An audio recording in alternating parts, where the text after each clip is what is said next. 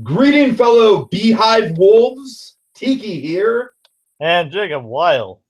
And welcome to another unfortunately hilarious episode of Tiki's Universe. That's right. It's the all-encompassing show in which we cover a variety of different current animated shows. Most specifically Steven Universe, also Star vs. Force of Evil, and now Jacob Wile. Now the time has come to introduce the third animated show under the Tiki's Universe umbrella, Milo Murphy's Law.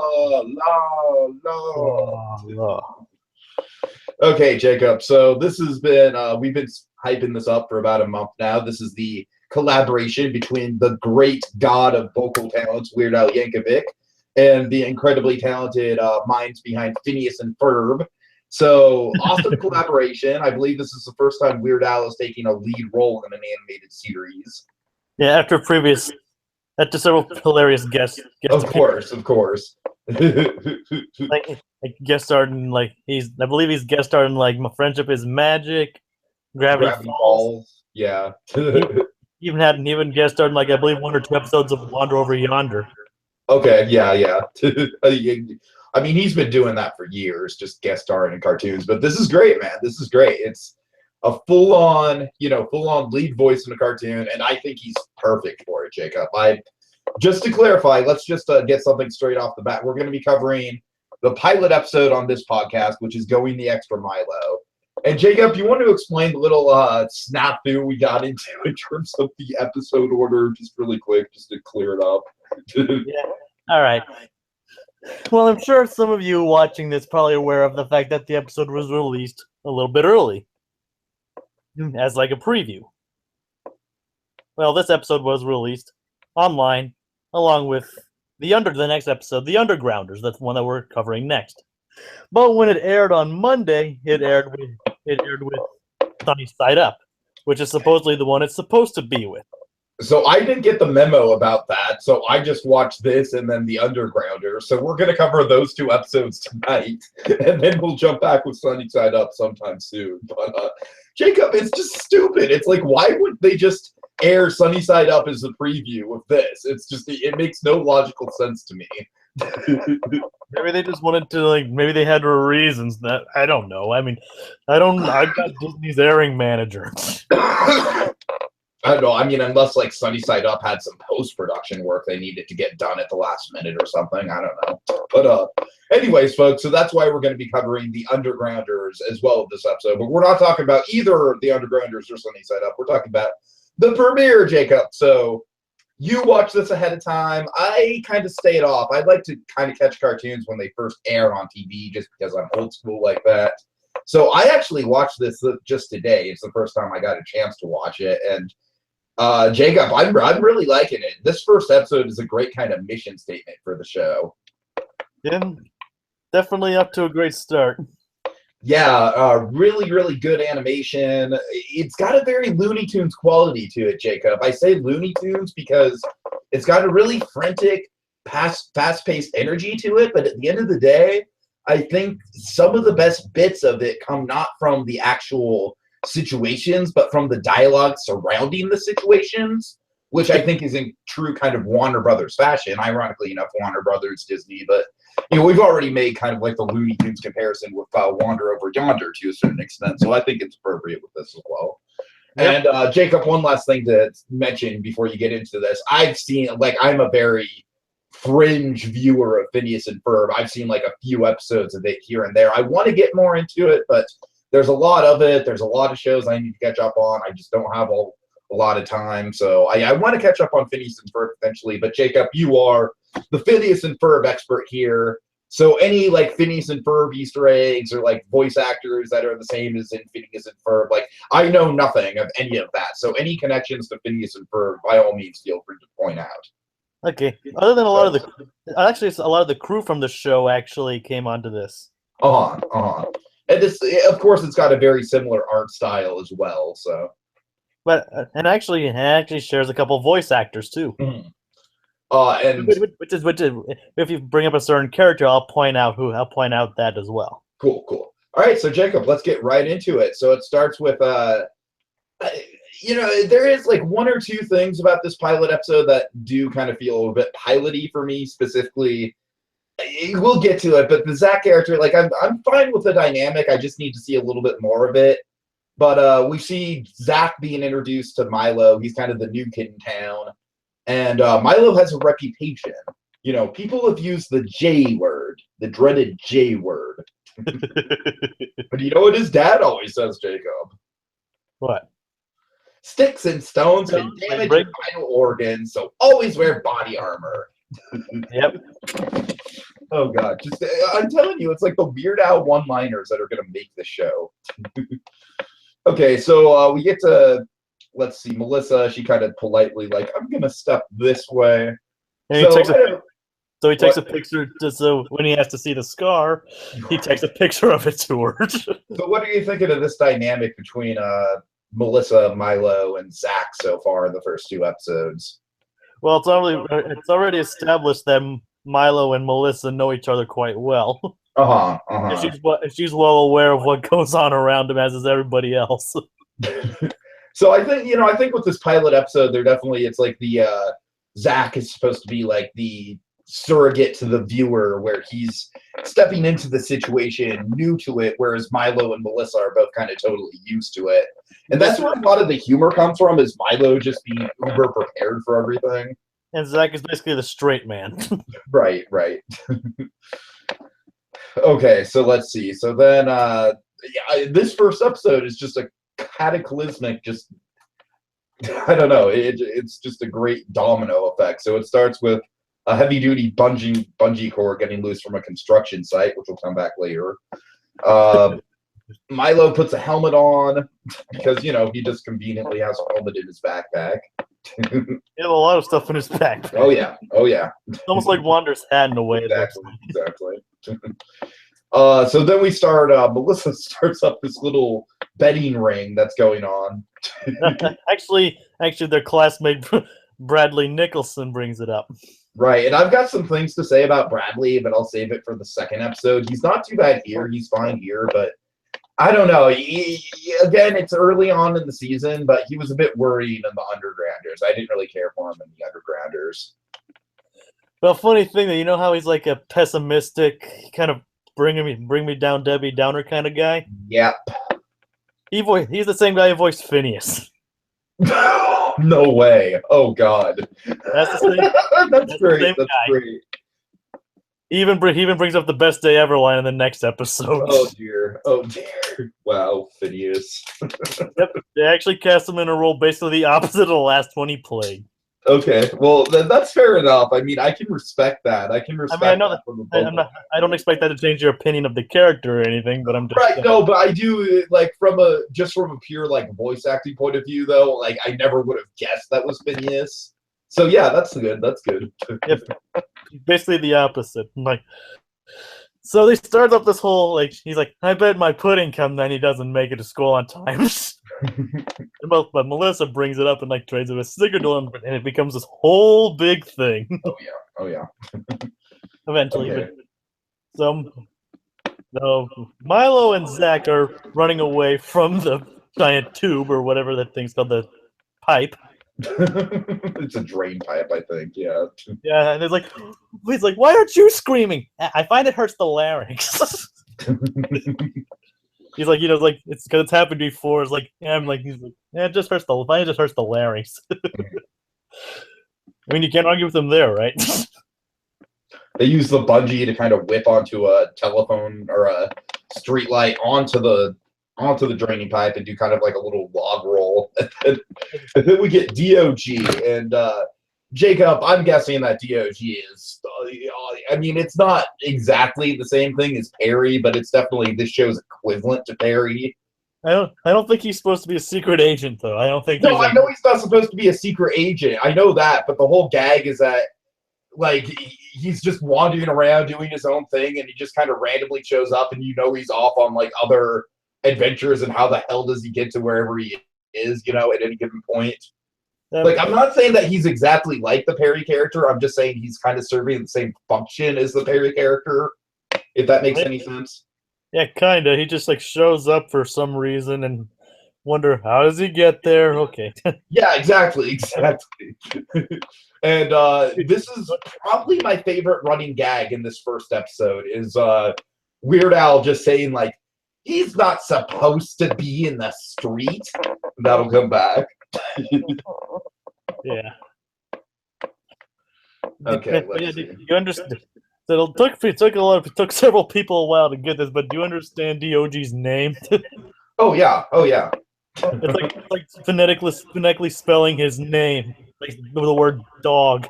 Yeah, I got that kind of right away. But Believe it or not, took some people a while to get. I mean, bro, I didn't understand it at first. I was like, wait a second, D-O-G. yeah, at first I thought it was like just D-O-G, you know? Like really, like D-O-G. Like his name is actually spelled D-I-O-G-E-E. Right, exactly, right. D-O-G. So his name is a phonetic spelling of dog.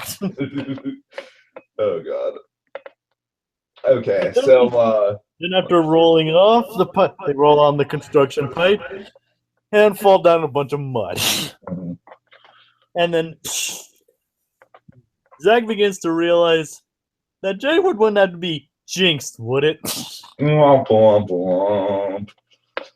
So I like how the theme song's integrated. I like how they're kind of doing cold opens. I'm not sure if that's going to be the same way every episode, but I'm liking it. Yep. And just like the rest of the songs they write, it's an earworm. Oh god, and I can't wait for the music on this show, man. I can't wait till we get like songs in the middle of the episode because Weird Al's gonna rock that shit. I don't. Well, funny thing, the Sunny Side Up actually has a song. I don't think it's actually sung by Weird Al though. Oh really? Okay, well that's funny, but it's good to know that they're like incorporating music into the actual episodes early, though. That's exciting. Yes, I don't know if it's gonna be. I mean, Phineas and Ferb usually worked one in a lot of episodes. I don't know if that's gonna be the same thing here. Right. Okay, let's kind of pick up the pace on this recap a little bit. So, All right. So we're getting kind of the raising of the stakes with the bus, you know, and it's kind of like a little bit of a play-by-play. Actually, no, Milo misses the bus. Milo and Zach missed the bus. Yeah, it's like he's like, I have a map. Like a GPS. It's all covered in mud. He has a map, but gets taken by a bird. Instantly grabbed by an eagle, I think, or something. Like just he's like, don't worry, I know the way. This has happened before. This exact thing has happened before. Probably. That's what Zach was saying. This has happened. This exact thing.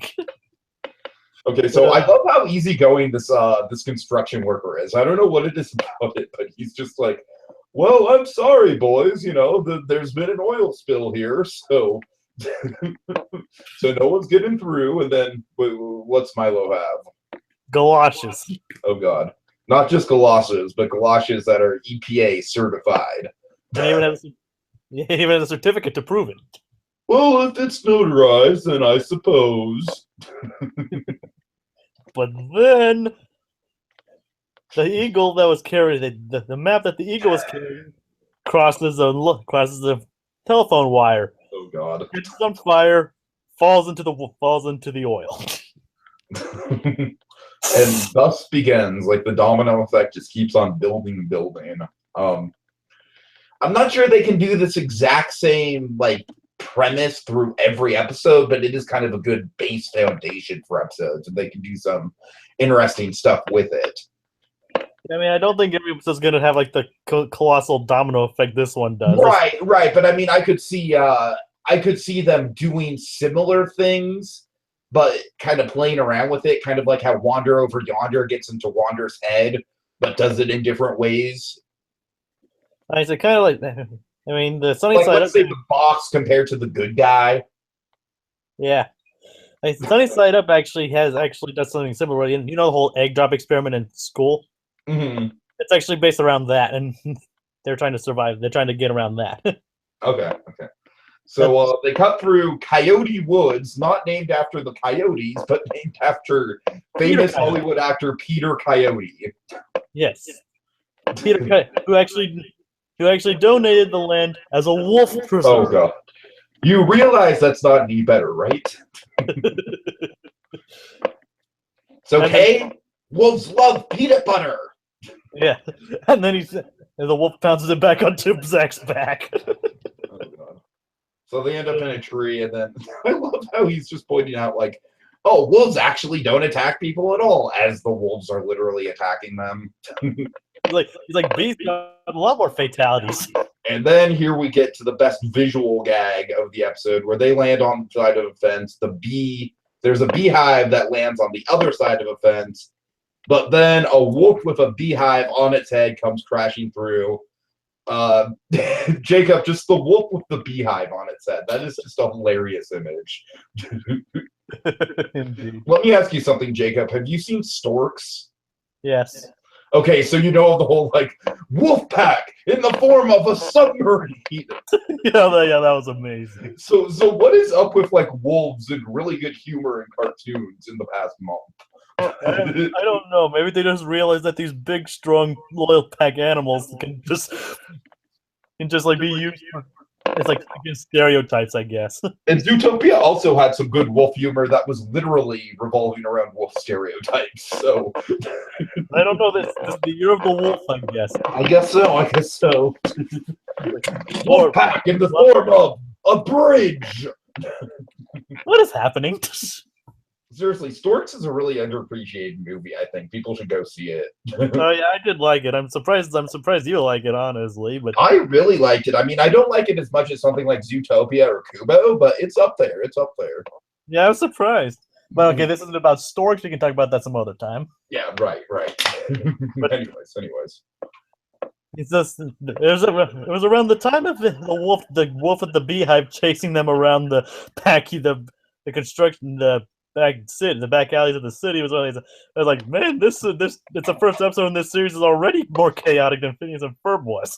Right. I mean, sure, Phineas and Ferb had a share of chaos, but this is tops everything. And the animation is just beautiful on it as well. It's really fluid. It's really fast paced. It's really smooth. It's kind of like they had a good animation budget, at least for this episode. Oh yeah. It's much in the same spirit as something like Gravity Falls, and just in terms of not specifically exactly in the same style. Obviously, Gravity Falls is a very different show, but just in the production budget they have to work with. Like they worked well with the slapstick humor well in this. Oh yeah, definitely. Like I said, Jacob, it's very Looney Tunes-esque to me because it's built around these outlandish situations, but the root of the comedy comes in the dialogue, and that to me is like classic Looney Tunes. Yeah, that's the way Phineas and Ferb was in a way. Right. A lot of humor came from the like references and dialogue that both kids and adults would find funny. So anyways, they I like the line from that Mort character saying like, "Why is that wolf wearing a turban?" Mort has an amazing line in The Undergrounders that we'll get to. I like Mort already. Yeah, I know, I do too. Okay, so they fall into the... That's Greg Sipes, by the way. Uh-huh. I don't know if you know who he is, but... Yeah. Yeah, but that's him. So they fall into the sewers, and Milo, of course, has head flashlights just in his Wander-esque backpack, the Wander hat-esque backpack. And this is where Zach decides maybe I shouldn't hang out with this guy. And Jacob, I must say, I hate to nitpick, but this is probably the one scene that I probably can nitpick in this episode. I think this whole resolution is kind of fast. Milo's just Zach's just like, I need to go my own way. I can't handle the cyclone of calamity. Like, how can you live like this? And Milo's just like, how can you live like that? All the other kids took a bus to school today. A bus. Doesn't this seem like more fun? And Jacob, it's like, I do appreciate that idea, but just from a purely logical level, I feel like that was almost too easy of a way to convince Zach, like, oh, okay, I'm gonna go with this guy now because it's fun. I don't know. Do you understand what I'm getting at all? It's like I'm not complaining about the episode in general. I just think that was kind of just a little bit too easy of a write-off for Zach, considering he's just been all through all this horrific shit. Well, I can kind of understand where you're coming from. I mean, but considering his character, I mean, it's probably take a time to get excitement in his life. I don't know. Maybe we'll touch on more to that later on this season. Yeah, we'll see. We'll see. I mean, like I said, it's not a major issue. I just felt it was a little convenient. It's typical pilot stuff. Of course. Yeah, that's the best way to put it. Yeah. I mean, like, hey, think about it. The first episode of Gravity Falls kind of had a quick solution out of nowhere. The leaf blower. That's true. I mean, not that I'm not digging on that show either. Don't get me wrong. That pilot is like probably one of the best animated pilots we've seen in a long time. So no dissing that at all. The leaf blower just kind of came out of nowhere for that. So right. Deus Ex leaf blower. Yes. But like I said, not to say it wasn't used well though. But like I said, I do kind of see your point here though. And not a big issue for me, of course, but it's not a huge issue for me. It's just a little bit too convenient. I just think it's a way for them to get their point across for the show. Like always, right. Like look on the positive side of life. Sure, of course, and that's a very Phineas and Ferb-esque thing to do. So fits right in with the spirit. It's like in the darkest of times, look for the positive. Right. Always look for the positive.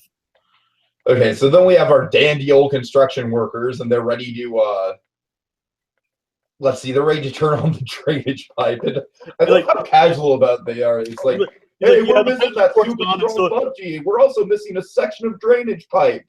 You know, after they turn on the water. Right. And they're not even worried about it. They're just, like, casually pointing it out. And then they're like, oh, hey, Milo, new scar. Yeah, thanks for noticing. Yeah, it's like, yep. It's like, he's totally done this before. God. Okay, so, And meanwhile, Melissa continues to sweeten the pot, as she calls it. Yeah. So then they get to the Maple Street Bridge, and they're trying to use the bungee to get up the bridge. No, not use the bungee. They're just trying to get up the bridge. I'm sorry, but like Milo bursts Zach up to get to the bridge. Oh, but then the wolf with the bees just shows up out of nowhere. And then DOG comes and knocks it out of the way. Into the water, which the wolf actually seems thankful for. Yes, I mean, poor wolf. I mean, let's just pause this for a second. Seriously, that's some horrific shit to go through. To have a beehive land on your head and to have you like running around town just aimlessly. Like, let's just be glad that the wolf survived. I mean, I would help the. I mean, I don't know if I'd help the wolf in that situation though. I mean, well, I'd call animal control in that situation. Well, once the wolf wasn't chasing me. Right. Yeah, so I'm glad the wolf's okay though. I mean, like they went on. I mean, I'm glad they showed that. So they're just like, where's the wolf? It's not. They just left it running around with a beehive on its head. Nope, it's fine. Okay, so then Milo sends DOG on its way before uttering, probably, in my opinion, Jacob, I don't know what it is about this line on surface level. It's not really that funny. But just Weird Al's delivery of it is DOG swims off. Weird Al's just like, he's not supposed to be in the river. I don't know, Jacob. I literally had to pause the video just because I cracked up so much when I saw that for the first time. I don't know what it is about. I hope that's a running gag where DOG is always like not supposed to be where he's always where he's not supposed to be. It might be just Weird Al's delivery of the line though. Probably, but still, I just really like how mundane that running gag is. Anyways, so the wolf gets on shore, tries to just like wag itself off. Yeah, we're glad the wolf's okay, but he does kind of cause some secondhand damage as a car swerves out of the way to avoid the wolf, but crashes into a water tower. Yeah, of course. As Zach is like saying, like, this might be the adrenaline talking, but I think we can solve anything. As a giant typhoon is coming right for them. Well, maybe not anything. Okay, and then of course, just Jacob, they've been through, like, let's list off all the things they've been through. They've ran over that drainage pipe. They've done the log roll on the drainage pipe. They've been chased by wolves, the oil fire, the bees, the sewer. I mean, they've been through so much, but what could possibly top that? Aliens. Oh, God. Really, really incredibly polite aliens. Yes. Talk about a Deus Ex Machina. Well, yeah, of course. Mars, of course. But I think that's the joke. Yeah. Meanwhile, it's 90 seconds till school time. And Bradley's like, I'm gonna win the bet, basically. And he raises what is it, like a vitamin C tablet, right? Like, what? It's cold and flu season. Cold and flu season. Weird Al delivers that line a lot better. Just gonna say. I mean, not dissing that voice actor, but anyways.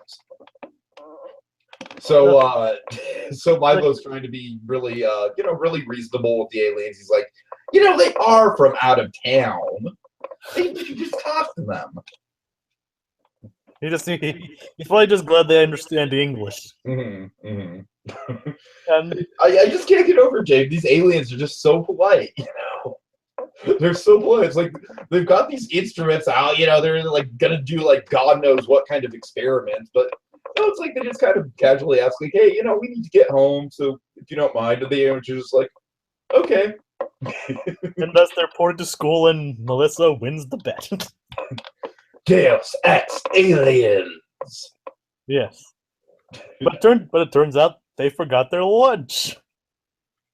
Well, and also he used the lunch to like swing at the wolf. And Zach got crushed. But Melissa uses all the bets to feed them. Yay! Hooray! All right. Yeah, because she got them their lunch.